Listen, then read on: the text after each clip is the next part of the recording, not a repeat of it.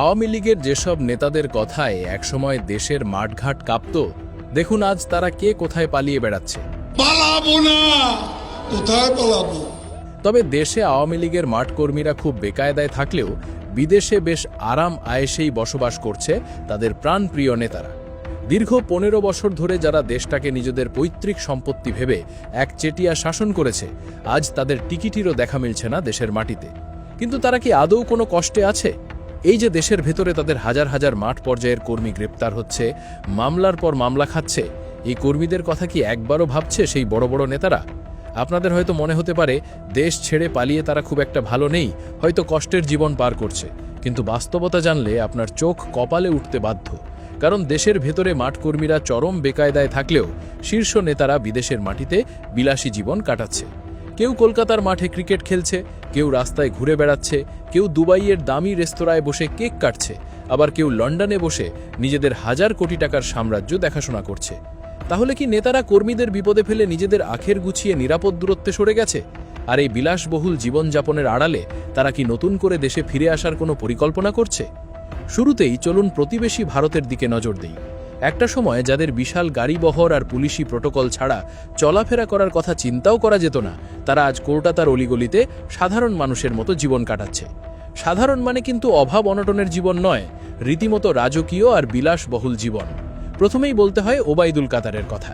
তিনি স্ত্রীকে নিয়ে অবস্থান করছেন কলকাতার রাজারহাট নিউ টাউনের ডিএলএফ নিউ টাউন হাইটস নামের এক অভিজাত কমপ্লেক্সে। এই কমপ্লেক্সটি উচ্চবিত্তদের জন্য তৈরি এক বিলাসবহুল আবাসন। সেখানে তাদের ফ্ল্যাট ভাড়া থেকে শুরু করে ব্যক্তিগত চিকিৎসা, খাওয়া দাওয়া সবকিছুর খরচ বহন করছেন ফেনীর সাবেক সংসদ সদস্য নিজামউদ্দিন হাজারী। নিজাম হাজারী নিজেও ওই একই কমপ্লেক্সের আরেকটি ফ্ল্যাটে নিশ্চিন্তে দিন পার করছেন।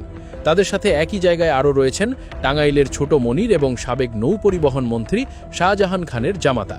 বুঝতে পারছেন তো ব্যাপারটা? দেশের মাটিতে তাদের তৃণমূল কর্মীরা ভয়ে আত্মগোপনে একবেলা খেয়ে না খেয়ে দিন পার করছে, আর নেতারা বিদেশে গিয়ে সুরক্ষিত জীবন কাটাচ্ছে। তাদের আছে দামি ফ্ল্যাট, প্রাইভেট গাড়ি, ব্যক্তিগত দেহরক্ষী, এমনকি বিদেশি উন্নত চিকিৎসার সুযোগও। সাবেক স্বরাষ্ট্রমন্ত্রী আসাদুজ্জামান খান কামাল কলকাতার রোজডেল গার্ডেন নামের এক বিলাসবহুল কমপ্লেক্সে থাকছেন। কলকাতার বিভিন্ন অভিজাত রেস্তোরাঁয় তাকে ইফতার বা ডিনার পার্টিতেও অংশ নিতে দেখা গেছে। তার সাথে সেখানে স্ত্রী, মেয়ে এবং জামাতাও রয়েছেন। ফেনীর সাবেক এমপি আলাউদ্দিন আহমেদ চৌধুরী নাসিম, যিনি একসময় প্রোটোকল অফিসার ছিলেন এবং বর্তমান সময় কানাডার নাগরিকত্ব নিয়ে রেখেছেন, তিনি এখন কলকাতার টাটা হাউজিং অ্যাভিনিউটাতে 2টি বড় ফ্ল্যাট ভাড়া করে পুরো পরিবার নিয়ে বসবাস করছেন। তার স্ত্রী কানাডায় থাকলেও নাসিম নিজে কলকাতায় সংসার পেতেছেন। সাবেক শিক্ষামন্ত্রী মহিবুল হাসান নৌফলও তার স্ত্রী সন্তানদের নিয়ে কলকাতাতেই থিতু হয়েছেন। এই যে এত বড় বড় নেতারা দেশ ছেড়ে চলে গেল, এরা কি একদিনেই এই পালানোর রাস্তা তৈরি করেছে? মোটেও না। ক্ষমতায় থাকা সময়ই তারা বুঝে গিয়েছিল যে জনরোষের কারণে কোনো একদিন তাদের পালাতে হতে পারে। তাই আগে থেকেই বিদেশের মাটিতে ফ্ল্যাট, বাড়ি, ব্যবসার পাহাড় গড়ে তুলেছিল। বড় নেতাদের কথা তো শুনলেন, কিন্তু যাদের হাতে মাঠ গরম করার দায়িত্ব ছিল, যাদের লাঠিয়াল বাহিনী হিসাবে ব্যবহার করা হতো, সেই ছাত্র নেতাদের কি অবস্থা? এই তো সম্প্রতি একটা ভিডিওতে দেখা গেল একজন নীল জার্সি গায়ে দিয়ে ফুরফুরে মেজাজে ক্রিকেট খেলছেন। কে তিনি জানেন?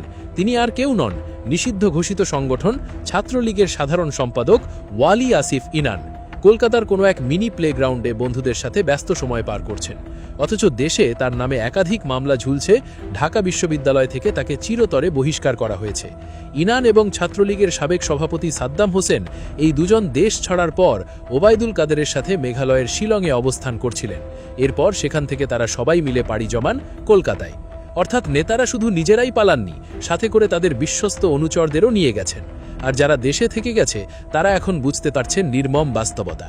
নেতারা যে বিদেশে গিয়ে খেলাধুলা করে সময় কাটাচ্ছে, আর দেশের ভেতরে তাদের অনুসারীরা জেলের ভাত খাচ্ছে, এই বৈষম্য কি কোনোদিন মাঠের কর্মীদের চোখ খুলে দেবে না?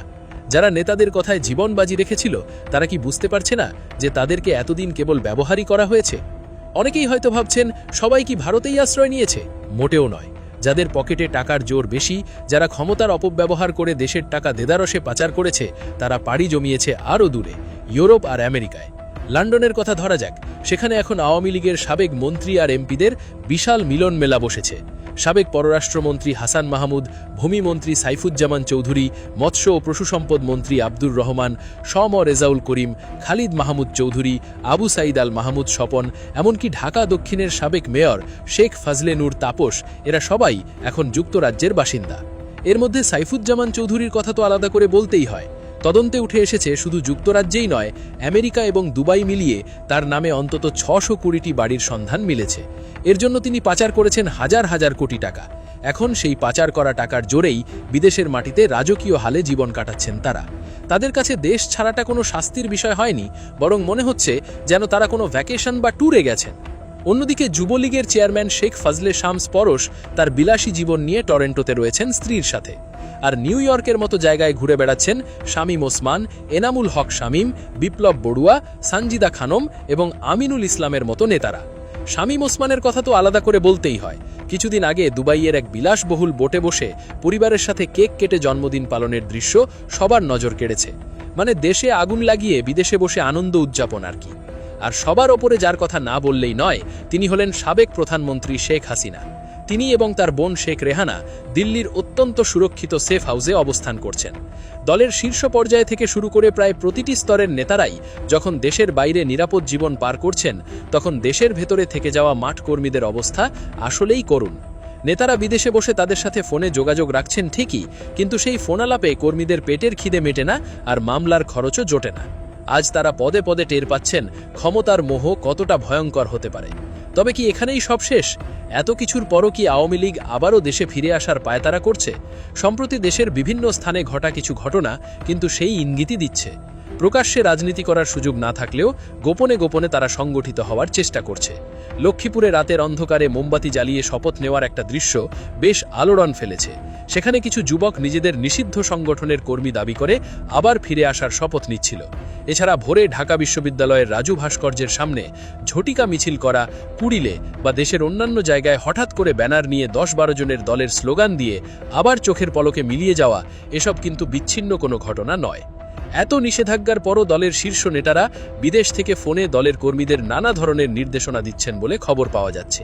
তারা কর্মীদের আশ্বাস দিচ্ছেন যে এই দুঃসময় খুব দ্রুতই কেটে যাবে এবং তারা আবারও ফিরে আসবেন। এই আশ্বাসের পেছনে আসল কারণটা কি জানেন? কারণ হলো মাঠ পর্যায়ের কর্মীরা যদি হতাশ হয়ে দল ছেড়ে দেয়, তাহলে নেতাদের ফিরে আসার আর কোনো পথই খোলা থাকবে না। তাই কর্মীদের মনোবল ধরে রাখতে, তাদের নিজেদের দলে টিকিয়ে রাখতে তারা এই ফিরে আসার গালগল্প শোনাচ্ছেন। আওয়ামী লীগের শিকড় অনেক গভীরে, কথা যেমন সত্যি, তেমনি এটাও চরম সত্য যে এত বছরের শাসনকালে তারা যে পরিমাণ জনরোষ তৈরি করেছে, মানুষের মনে যে ক্ষোভের আগুন জ্বালিয়েছে, তা কাটিয়ে ওঠা সহজ কাজ হবে না। মানুষ এখন অনেক বেশি সচেতন। বর্তমান সরকার তাদের কার্যক্রম স্থগিত রাখলেও তারা যে ভেতরে ভেতরে নিজেদের গুছিয়ে নেওয়ার চেষ্টা করছে, তা একেবারে স্পষ্ট। প্রশ্ন হলো, যারা নিজেদের কর্মীদের বিপদে ফেলে বিদেশে বসে বিলাসী জীবন কাটাচ্ছে, তাদের ডাকে কি সাধারণ কর্মীরা আবারও রাস্তায় নামবে? ক্ষমতা পাওয়ার আগে নেতারা মিষ্টি কথা বললেও বিপদের সময় যে তারা কাউকেই চেনে না, এটা কি কর্মীরা আদৌ উপলব্ধি করতে পেরেছে? আপনাদের কি মনে হয়? আপনাদের মূল্যবান মতামত জানিয়ে দিন আমাদের কমেন্ট সেকশনে।